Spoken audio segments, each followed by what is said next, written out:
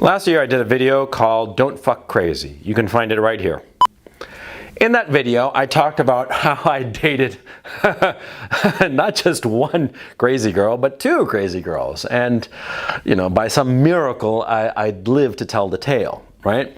Anyway, it got me thinking about crazy girls and how there's a spectrum of crazy.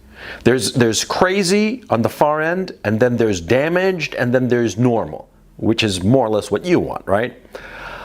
But it's important to talk about not just crazy girls, because crazy girls are of course funny, but it's important to identify and be able to recognize damaged girls. I can't pinpoint exactly where one ends and the other begins, but by the same token, I can't quite pinpoint where blue ends and green begins.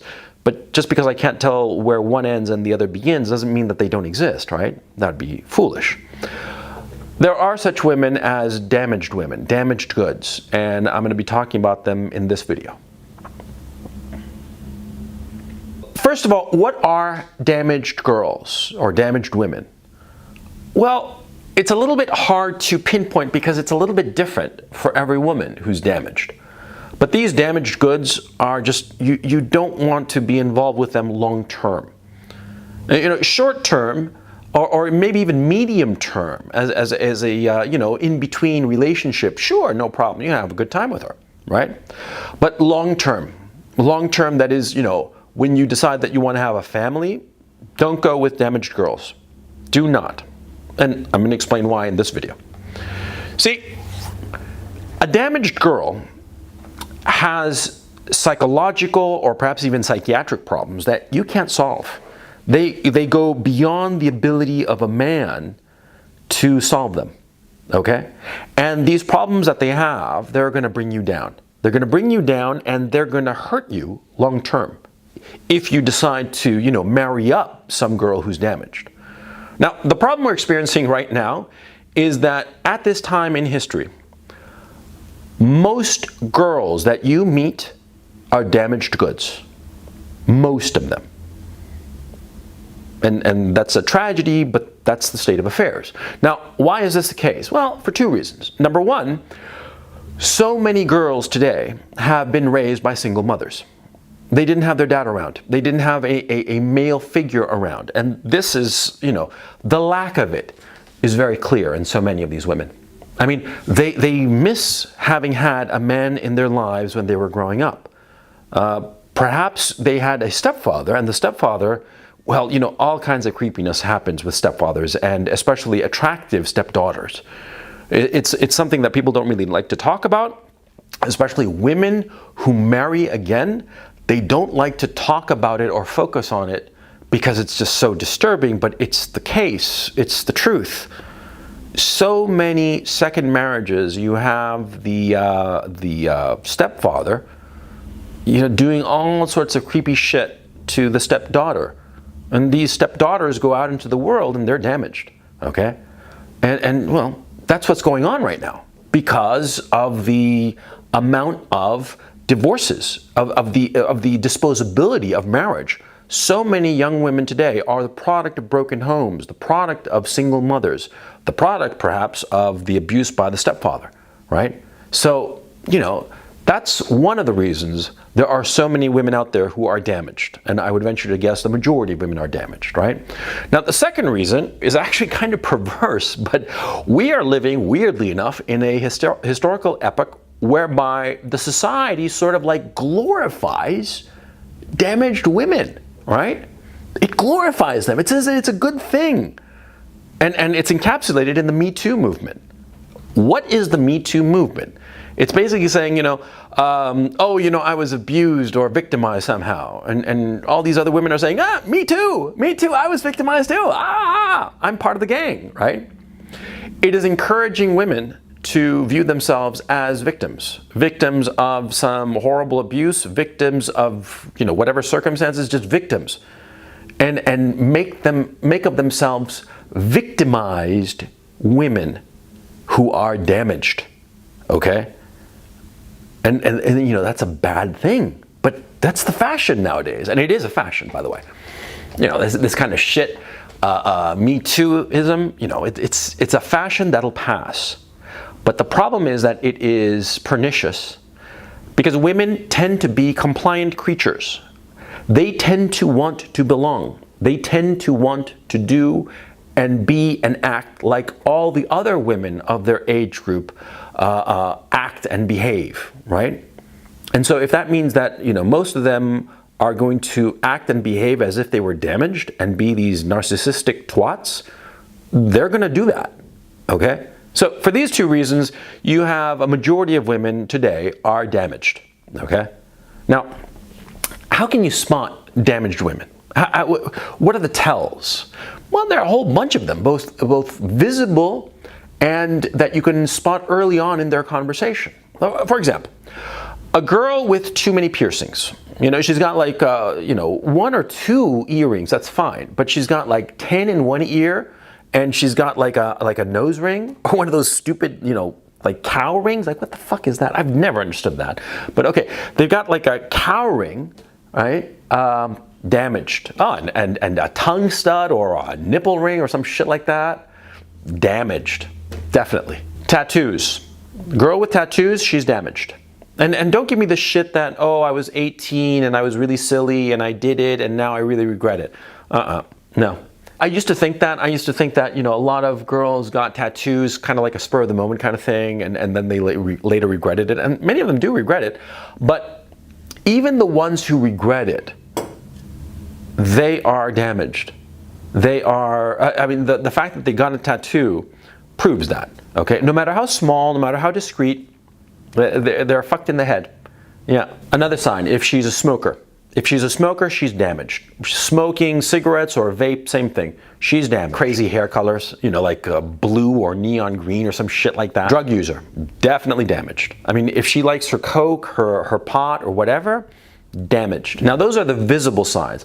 The signs that you will spot early on in a relationship with a woman and you realize that she's damaged, she'll talk about her sexual adventures or sexual escapades. If she laughs about it, definitely damaged, okay?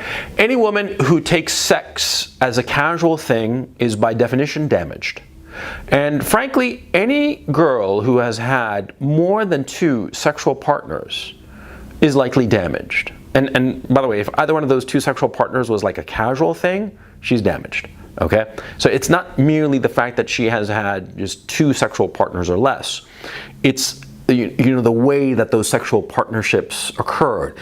If she wants to fuck you on the first date, damaged. 100% likely, okay? Even if she says that, oh, I've never done this before, first of all, that's a lie. She's probably done it before. And secondly, any woman who very cavalierly goes to bed with a guy that she's barely met, she's damaged. I don't care what her name is, she is damaged. Another really great sign, and this will come up in conversation, it's something that you should ask early on. Ask her about her father, okay? That great scene in Blade Runner where they ask the replicant, tell us happy thoughts about your mother. And the guy goes, my mother? I'll tell you about my mother, and pulls out a gun and blazes away the guy, right? That was a great scene. Same thing with the father. If the chick says that the father wasn't around, the chick says that she hates her father, anything negative about the father or the father is not around, she's damaged. 100% certainty, okay? All damaged girls have issues with their father. And most likely, as I said before, because of all the divorces, most of the time these damaged girls are damaged because of the lack of the father, okay? It's 100% certainty. Don't doubt it. Okay? Another sure sign is when a woman will talk about her mental health issues and very casually say that she has a anxiety disorder or some shit like that. Okay? Any girl who very casually says that she has some sort of mental problem, you know for a fact that she is fucked up. She's damaged. She's somebody that you don't want to be around. Okay, all of these signs point to the same thing, a woman who is damaged. Now, why is a damaged girl somebody that you want to avoid? 2 reasons. Number 1, they are unpredictable. And number 2, they will oblige you to dedicate your energy towards them and not towards the goals that you wish to achieve. That's why damaged women, damaged girls, should be avoided at all costs if you're looking for a woman to marry or form a family with. Well, let me explain. You see, when you're married and you're building a family and you're building your career in order to maintain this family, right? You need to focus. You need all of your energy, all of your drive, all of your IQ points dedicated to the issue of building a career that will generate the revenue, the income that can support your family. Because you don't want to have like a one kid type situation. You want to have a family, right? You want to have 3, 4, 5, 6 kids, right? And you want to be able to send the kids to private school or bespoke school, as is currently becoming the fashion. It's a very interesting fashion, by the way. You want to be able to send the kids to the Ivy League university. You want to give them a leg up in whatever they plan to do in the future, right? You want that, right? So you need a partner, somebody who's going to be on the same page and is going to be dedicating all of her attention to the kids and helping you achieve your goals, which presumably are for the benefit of the kids and the family that you're building, right? Right. A damaged girl, a woman who is damaged, a woman who has damaged goods, she's not going to be predictable. You know, at crunch time, she might flake out on you. And that is something that you do not want. Because when you're building a family, when you are trying to build something long-term, there are going to be crisis moments. And at those crunch times, you're going to need a woman by your side who is by your side. That you're not going to have to be worried that she might flake out on you. You want her to be steady. You want her to be predictable. You want her to be there when the shit gets heavy. Right? Because it will get heavy, because it inevitably does, right? So, a damaged girl, you're not going to be able to predict if she's going to be there or not. So, number one, that's the first reason, that you don't want a damaged woman long term. Now, the second reason you don't want a damaged woman long term is because if she's damaged, she's going to demand your attention be focused on her and her problems. She's going to demand that you fix her situation, help her to overcome her problems, whatsoever they may be. Now, the problem is that, see, when you do that, you're looking away from your long-term objectives and you're turning to your partner and trying to fix her, as opposed to going after your long-term goals that she should presumably be sharing, right? But a damaged girl, a damaged woman, she's going to sort of like hog all the spotlight to her. And everything is going to be about her and her problems and her anxiety disorder or her bipolar disorder or whatever the fuck, right? Whatever issue that she's got, she's going to oblige you to ignore your long-term goal and focus on her. And because of that, you're not going to be able to achieve your long-term goal. You're not going to be able to provide the living situation for the children that you want to have. You see what I'm saying? She's going to be a drain on your resources. You see? And is that somebody that you want? Somebody who's not going to help you, but who is going to be a drain on you. You see the problem? That's a serious problem. See, short term, medium term, fine, a damaged girl as a casual girlfriend or somebody, in between, no problem. Sure, there is no problem at all having somebody like that short term. It's the long term that you don't want the damaged woman, okay? And here's the issue. You have to understand from the get-go, when you're dealing with a damaged girl, that eventually she will start to suck your attention, suck your energy, and pull you down. Do you want that? Of course not.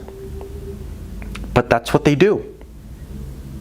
Because what happens with a damaged girl is she plays on a key issue of a man, and that is his protectiveness. See, All men are instinctively protective. We want to protect that which is ours, our women, our children. We want to protect them, we want to help them. You're married, right? And your wife, all of a sudden has the flu, She has the flu and, you got a couple of kids, 3 kids maybe, and she's got the flu and she's got a temperature and the whole shebang, right? So what do? You call up work and say, look, I'm going to have to do only half days for the next week or so because my wife is really sick. And you take care of your wife. And you do a lot of the things that your wife would be doing. And you support her and you protect her. And you bring her chicken soup, right? And you change the sheets while she takes a shower and feeling miserable and all, sweaty from the fever and stuff like that. And you try to comfort her. And that's perfectly natural and normal and good. And it's something that you should do. Because she's your woman. She's the mother of your children, right? You should do that. You should take off work for a week or so. And that's perfectly fine for a week or so. But what happens if it becomes months or years? Because she's got like some anxiety shit or some other psychiatric problem or psychological problem or whatever the fuck it is, right? She's going to be weighing you down. And she's going to be playing on your pity. There's a famous novel by Stefan Zweig called Beware of Pity, The Impatience of the Heart. It goes by those 2 titles. It's a great novel, by the way. And it basically is about how a woman plays on the pity and the protectiveness of a man to a tragic conclusion. It's a fine book, early 20th century. But the point is, see, this issue is very well known. Men are easily manipulated by damaged girls, by damaged women. See? And especially the nice guys, the guys who are extra protective, not assholes like me. I'm just a complete asshole in that regard, I mean, I'll help out for a little while, but after a while, if it gets to be too much, I just cut that off and just leave it behind because I'm an asshole. I've never denied that I'm an asshole, right? But the nice guys, the men who are morally and emotionally better than I am, those guys get fucked over by damaged women. They do. Okay, I see it all the time. Yeah, because they want to save the damaged girl. That's the problem. They want to save the damaged girl, and in trying to save her, at best, she just weighs him down all of his life. She's like an albatross around his neck, pulling him down ever so slightly. At best. At worst, he drowns because of her. He sinks to the very bottom of the ocean because of her. It happens all the time, Great works of literature have been written about this shit, okay? It is common. It is stereotypically common. That's why damaged girls are so lethal to decent, good men. Assholes like me, we're immune because we're too selfish. Because, like I said, I have never denied who I am. I am a selfish asshole. And if a woman demands too much of me, I just drop her. And that's why I've never been, held down by a damaged woman. Because I just decide, she's not worth it for me and just leave her behind. But the nice guy, the good and decent guy, oh, yeah, he gets fucked, okay? You who are watching, you who are presumably decent, that's why I'm telling you this, see? Because the assholes like me who are watching this shit, they're like, I don't have to worry. And they don't. They don't have to worry because they are such assholes. They are so selfish that no damaged woman will be able to get her claws into him. But the nice guys like you, learn to recognize them. There are outward signs and there are inward signs. Like I said, piercings, tattoos, shit like that. Anytime that they have like some sort of psychological problem or some kind of physical problem. Another example, lots of times they have some sort of physical problem of some chronic disease or some shit like that. They're damaged. They're fucking damaged. I'm telling you, okay? I know these things. Remember, I know this shit not because I'm smarter. It's because I've been around longer. I've seen more, okay?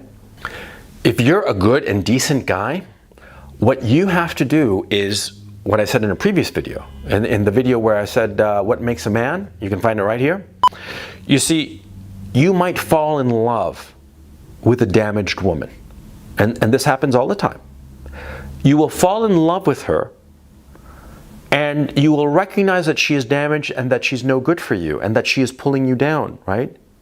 Well, here is the moment where you have to apply some of the ruthlessness of men who are bigger bastards and bigger assholes than you, and you have to set aside your love for this woman and dump her. Dump her as soon as you realize who she is, because she is going to bring you down. And you will never achieve any of the things that you want in life, because she will make sure of it. She will make sure that she is the focus, the center of your attention. She will dominate your attention, suck away all of your focus onto her. And as the years pass, you will watch as that peak, that summit, that thing that you were striving for, it gets further and further away from you as the years pass. Because the woman that you are with, the damaged woman that you are with, this damaged woman is driving you away from the things that you want. You don't want that. So cut her out. As soon as you realize who she is, dump her. Be hard about it. It's difficult, especially if you're a decent and good man. It is very difficult, but you have to do it. Trust me on this one. Trust me, okay? Because you will live to regret not having dumped such a woman.